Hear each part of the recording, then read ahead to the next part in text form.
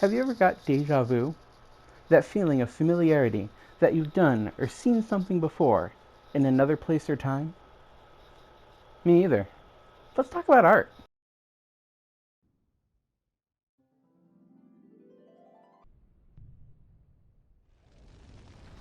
Welcome back to the game table.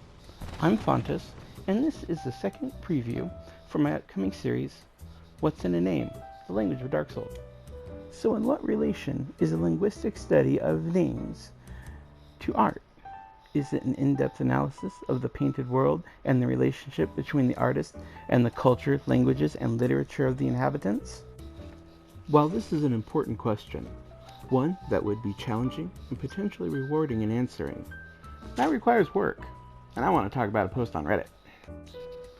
DasBoot29075 posted recently an image to the Dark Souls 3 subreddit, claiming to see a cherub in the clouds leading to the Twin Prince boss fight. Let's go see. Aww, I always called them cupids. Good find, DasBoot. Let's check back to the subreddit to see the mass praise he's getting. Huh. Pareidolia. Oh, they think he's crazy. Pareidolia is when you perceive a pattern where it is not intended, like when people see celebrities in potato chips or Solaire in toast. But there's a problem with calling this pareidolia because we know this is a deliberate image. First of all, I went there in my game and I didn't have different clouds, I had the same clouds. Every player sees the exact same thing. Not to mention that there's related imagery all throughout Lothric Castle.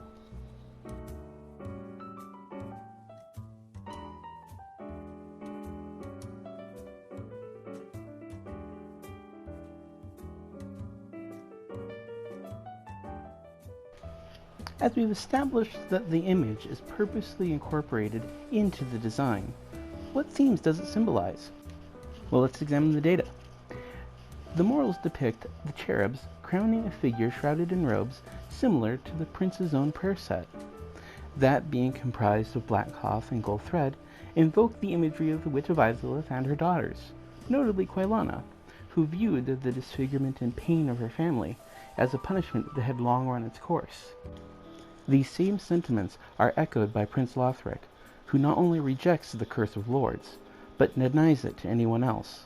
Looking at the boss arena, you can see the giant crown above the very spot he sits when you enter, and to accentuate his rejection, bloody feathers are piled below the spots the cherubs hold in the mural.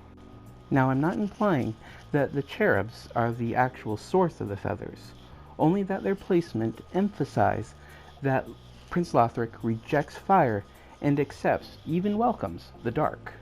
But to refute or support this, we're going to need more data. Undead Crypt, Dark Souls 2. Cherubs dance around the statues of a robed woman. As you go deeper into the crypt, the cherubs appear with skulls for faces, combining the themes of loss of fire with death and the rise of dark. No Man's Wharf, Dark Souls 2. Past a century, who sent countless adrift in the sea to their own devices. This scene is depicted, showing Abraham, who was ordered to sacrifice his son Isaac as a test from God, but just before Abraham did the deed, angels stayed his hand, thematically representing light versus dark, sacrifice, and faith, which all apply to the king who launched those exiles, and Abraham, plus all the other examples that we've looked at. Now, Dark Souls has a long and celebrated history of using Renaissance-inspired art and architecture. This piece in particular is interesting because it comes from Florence as a panel to a door that was the center of a contest in the 13th century. And nearly all the angel and cherub designs are from it or one of the pieces that competed with it. Okay, I think we have a conclusion. Yes, DasBoot, that is a cherub. It is there to connect themes like obligation, sacrifice, and faith, to highlight how different characters like Vendrick, the Witch of Izalith, and Prince Lothric dealt with this challenge.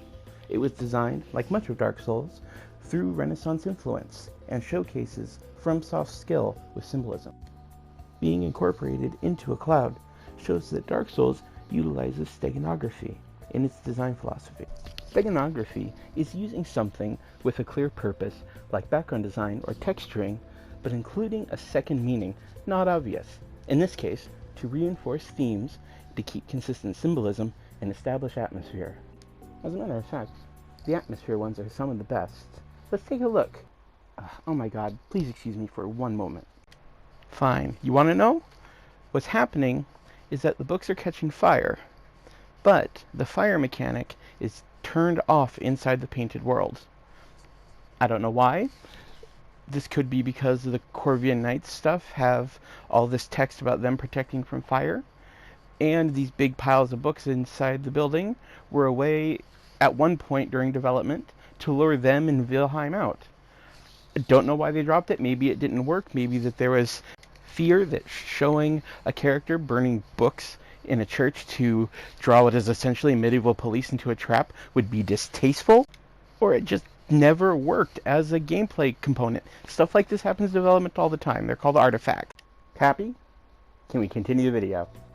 So sorry. So what's the purpose of all this hidden effort if we aren't meant to engage it actively?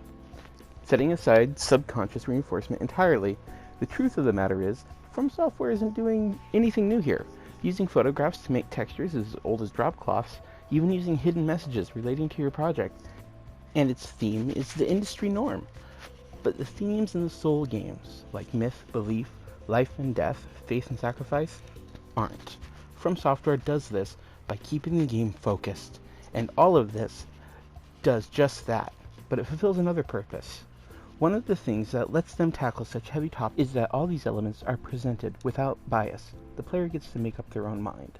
The story has many, often contradictory interpretations, and they're all true. We get to look at topics without much of the personal bias that we bring in real life. How?